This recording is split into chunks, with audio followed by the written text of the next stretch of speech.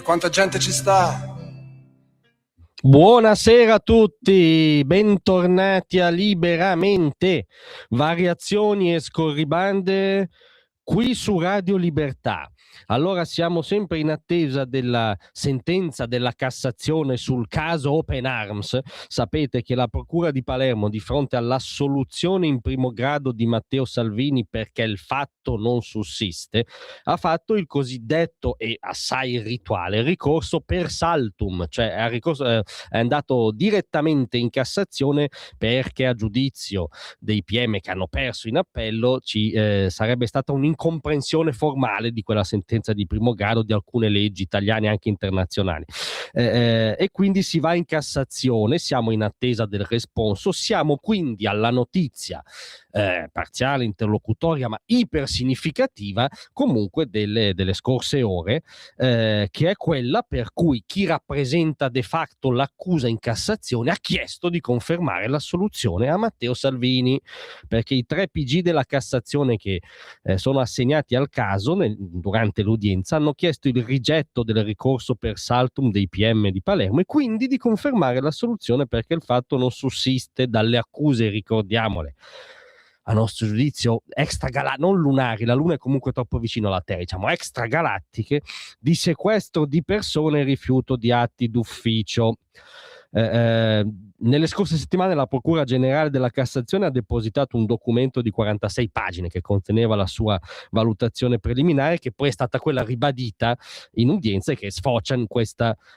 richiesta di rigetto del ricorso dei PM di Palermo. Tra le altre cose, questa memoria afferma che il ricorso non dimostra, nella prospettiva di censura della sentenza impugnata, la sussistenza di tutti gli elementi dei reati contestati, cioè a giudizio dell'accusa dei PG della Cassazione. Il ricorso è da rigettare perché non è dimostrata la sussistenza di questi reati, cioè sostanzialmente perché quella sentenza di primo grado per cui il fatto, ribadiamo a nostro giudizio extragalattico, di sequestro di persona non sussiste. E guardate che questo è il cuore della questione fin da subito, come abbiamo provato modestamente a dire qui, perché quella, diciamo, la soluzione di primo grado con quella formula che è la più, diciamo, potente diciamo non definitiva dal punto di vista giudiziario ma potentissima in primo grado, cioè il fatto non sussiste, oltre a essere potente dal punto di vista tecnico, racchiude anche la sostanza, diciamo, di principio della questione, cioè il fatto giuridico non sussiste perché da subito tutta questa cagnara sul caso Open Arms non era un fatto giuridico, è qualcosa che eccede dai confini del giuridico perché riguarda i confini del politico, come disse non un redattore di Radio Libertà, un tesserato della Lega, un ultra fan di Salvini, come sostenne la procura di Catania quando archiviò una richiesta per un caso analogo che riguardava la nave Diciotti, in nome di quel principio che ci risulta tutt'oggi non esattamente secondario per l'assetto delle democrazie liberali, della separazione dei poteri.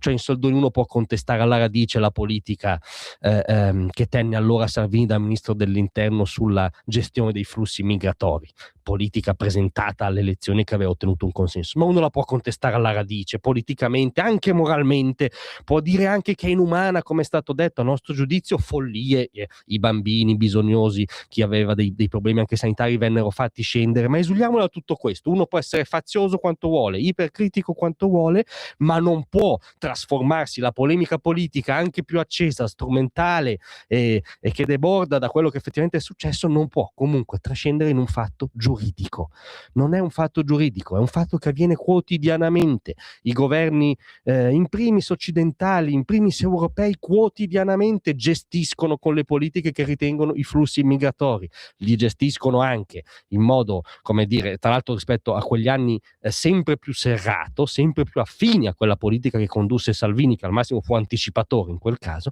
e questa cosa ormai è sdoganata anche da governi di centrosinistra, cioè sopra le Alpi gestire l'immigrazione non è reputata una cosa fascista, è reputata un diritto e fino un dovere dei governanti. Ergo, in attesa della sentenza, ribadiamo il fatto importantissimo che i PG di Cassazione hanno chiesto